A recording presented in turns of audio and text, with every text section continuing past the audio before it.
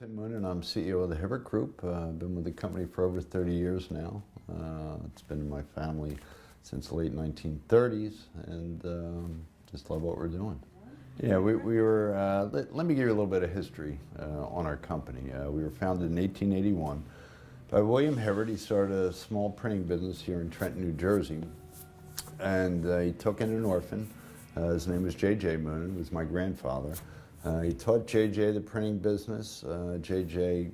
became very good at operating the business. He got an education at night, and he began to grow the business beyond the Trenton market. And in 1937, the Hibberts saw that the company had greater potential with J.J.'s entrepreneurial spirit and drive, and they agreed to sell him the business at that point in time.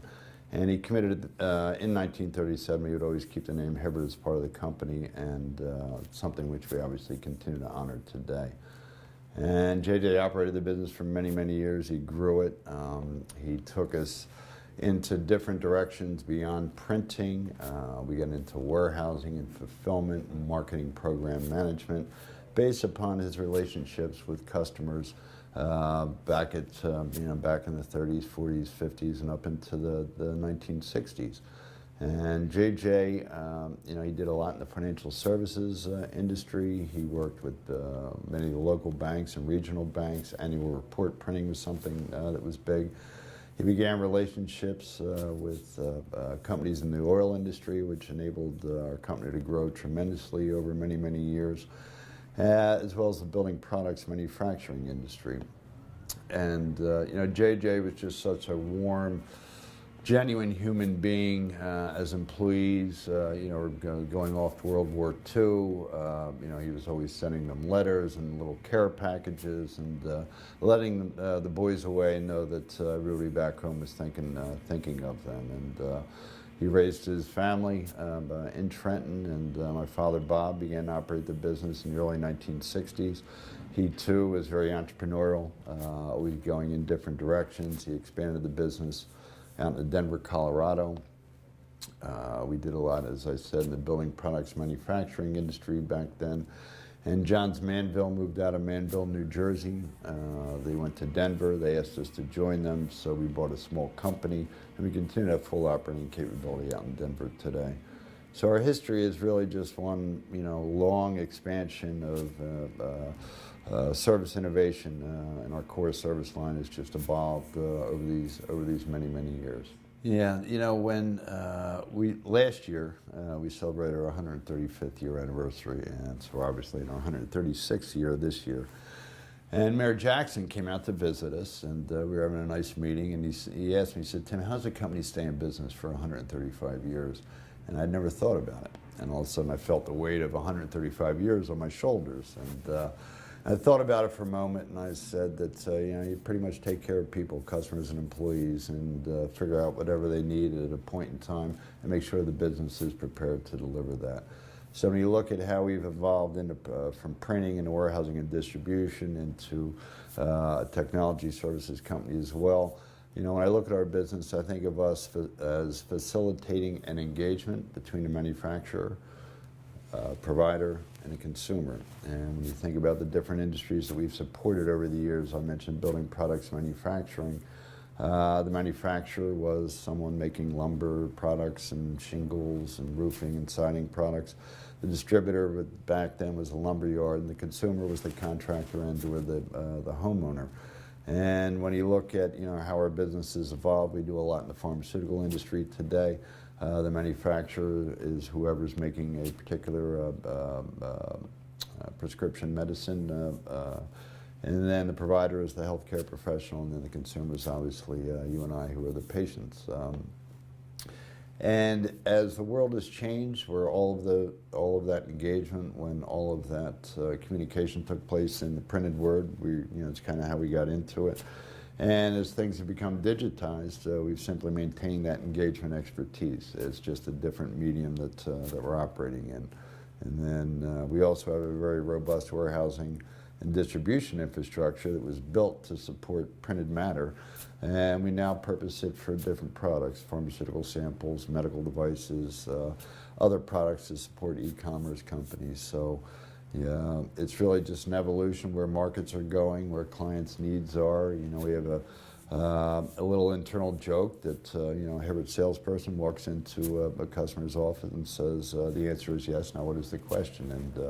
And so we figure out what they need at any point in time, make sure we're prepared to deliver it. Yeah. So the answer is yes, what is the question? And when the question comes up, you know, our people come back, we get together, figure out, you know, how to, you know, integrate a, you know, say a new web storefront into a client's particular, you know, existing infrastructure. How are we going to exchange data back and forth? What is the optimum, most cost-effective, expedient method? And we deal with, you know, some of the largest companies in the world, and they're pretty set in their ways. So if you want to do business with them, you got to figure out how to integrate, okay, into their processes, their technologies, and their methods of doing business.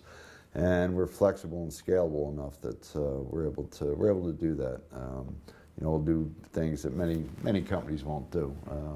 We have a lot of custom one-off solutions, which can be frustrating for our, you know, IT organization on a given day, but they're a great group of talented people, and they're just very innovative, and you know, how they approach establishing an infrastructure to integrate with our clients. Yeah, there's more than one. I mean, everybody's doing a little bit of logistics management and scheduling on a given day, but you know, we've got our, you know, front-end salespeople that interact with our clients on a daily basis. They're supported by an account team, people representing different functional disciplines in the organization.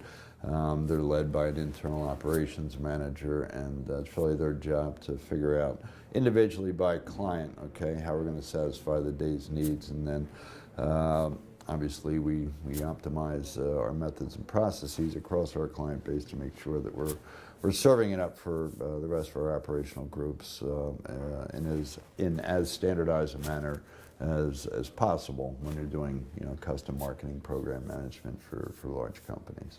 Yeah, we've operated in a number of different buildings in Trenton throughout our 136-year history. We've recently renovated our corporate center headquarters located on Pennington Avenue. It's a 240,000 square foot facility. Did exterior renovations, interior renovations, a lot of energy efficient systems were installed, from solar panels to LED lighting to more efficient boilers and HVAC equipment. And we've been in that building for about 32 years now. We still have our offset printing plant over on Muirhead Avenue. Then we have an overflow storage facility down on Hancock Street. And then in the mid-1990s, we opened up a distribution center in Robbinsville. It's a 170,000 square foot facility. And in 2002, we were expanding our relationship with one of our major pharmaceutical clients. They asked us to have a presence in Delaware. So I agreed to open up a facility down there, and that's a 100,000 square foot distribution facility. We have what we call our Wall of Fame. So as you enter, proceed through our lobby into our main hallway on the first floor, and we have framed logos of the majority of our clients on the wall, and we call that our Wall of Fame. And of course, when a client is visiting, they're front and center on that Wall of Fame. But you know, all clients are important. We don't take any for granted.